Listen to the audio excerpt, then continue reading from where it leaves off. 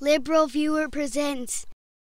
So, the viral video of a McKinney, Texas cop brutalizing a 15-year-old black girl and pulling his gun on two other unarmed black teens has brought near universal criticism on the police officer involved, who himself later apologized and resigned. But over on Fox News, of course, the top anchors and pundits just couldn't help themselves, defending the cop and blaming the victims, as you can see, for example, on Fox News' top-rated program, The O'Reilly Factor, where host Bill O'Reilly categorized the excessive force used in McKinney, Texas, with another incident at a concert in New Jersey, describing both as problems with people disobeying the police in this clip.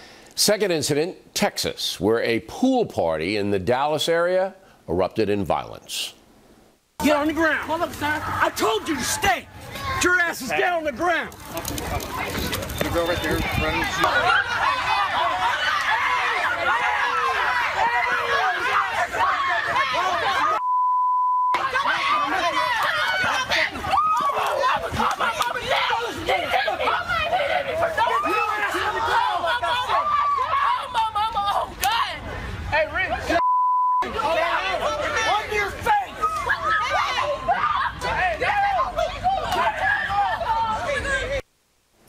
Joining us now from Washington, Fox News senior political analyst Brit Hume. So those are scenes that we regret even showing people in America.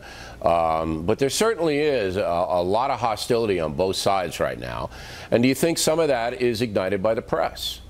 Well, I think to some extent this willingness of people to resist police commands and disobey police orders has been encouraged by some of what we've seen, by the portrayal of people who get in trouble with the police as victims, by the portrayal of police as racists, by the attitudes shown by people ranging from Al Sharpton to President Obama himself toward the police. One thinks of the famous Henry Louis Gates incident where he jumped to judgment about the Harvard professor and ended up embarrassing himself. I seem to remember making a video about that incident with the Harvard professor showing it was Fox News that ended up embarrassing itself, but that comment from Fox News senior political analyst Brit Hume was not his only example of revisionist history. He also seemed to misremember a big part of the U.S. civil rights movement in the 1960s, forgetting that civil disobedience actually involved disobedience, meaning defiance of the police, as you can see here. Think of the high water mark, if you will, of the civil rights movement when Dr. Martin Luther King was leading it. It was nonviolent resistance, and people by the thousands allowed themselves to be arrested. It was peaceful. It wasn't defiance of the police in the way that we're seeing now. It was something quite different. Now, anyone who saw last year's movie Selma knows that those civil rights marchers on the Edmund Pettus Bridge were disobeying a police order to disperse, very similar to the police order at the infamous McKinney, Texas pool party, as you can see described by one of the actual marchers, Representative John Lewis, narrating footage of the actual event in this CBS News Face the Nation clip from last March here. We saw down below the state troopers, and behind the state troopers was the sheriff posse on horseback. You have to disperse. And we got to the bottom of the bridge. See that they turn around and disperse. And they came toward us, beating us with nightsticks, using tear gas and trampling us with horses. You were right in the front. And I was in the very front. So you were among the first that was hit. I was the first person to be hit, and I still have the scar on my forehead. So I think we can take the testimony of Representative John Lewis there about defying the orders of the police as somewhat more authoritative than the revisionist history of Fox News' Brit Hume, but failure to obey a police order was also the basis for the now infamous "she's no saint" comment from Fox News anchor Megyn Kelly, who pretty clearly defended the actions of the police officer, at least to some extent, while claiming not to in this clip. The girl was no saint either. He had told her to leave, and she continued to linger. And, you know, when the cop tells you to leave, get out. I'm not defending his actions. Let me make that clear.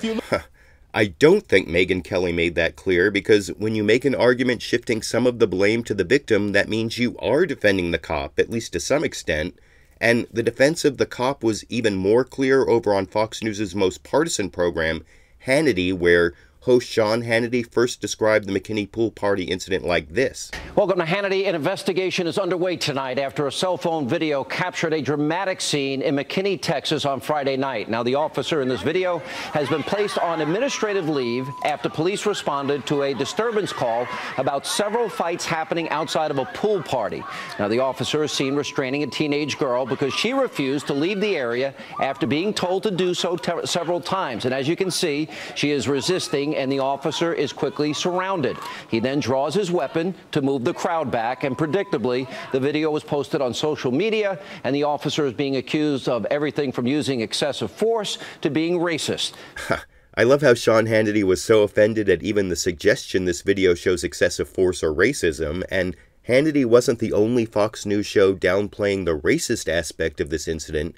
Even on supposedly straight news programs like America's Newsroom, supposedly straight news anchor Martha MacCallum argued the incident couldn't be racist because of her conjecture about what would have happened in an alternate reality, as you can see here. I think if these kids had all been white, and the police officers would have done the exact same thing to them. But I think that what happens in the moment that we just saw will be investigated. We know this officer has been suspended because it's their job to de-escalate the situation, not to escalate. Well, at least Martha MacCallum found something to criticize in this officer's actions there, even though she argued it wasn't racist based on evidence from an alternate reality. And speaking of alternate realities, one of the strangest places I heard criticism of this McKinney cop on Fox News was from former LAPD officer Mark Fuhrman, whose lying under oath about his own racist comments in the O.J. Simpson murder trial was one reason O.J. was acquitted. And even when Mark Fuhrman criticized the McKinney cop, his analysis was actually kind of racist because he argued the black teens in McKinney, Texas weren't the poorly dressed blacks living in a bad neighborhood that might justify this kind of force. Really, see for yourself in this clip. Well, what I don't like, Megan, is him drawing his weapon. Clearly, when you look at the background instead of the officer or the young girl on the ground, you see a middle-class community with manicured lawns and people that are dressed nicely and kids that are dressed nicely. So we're not talking about some, hotbed of crime activity there. I guess I never realized how nicely you mowed your lawn was a factor in the amount of force an officer can use against you.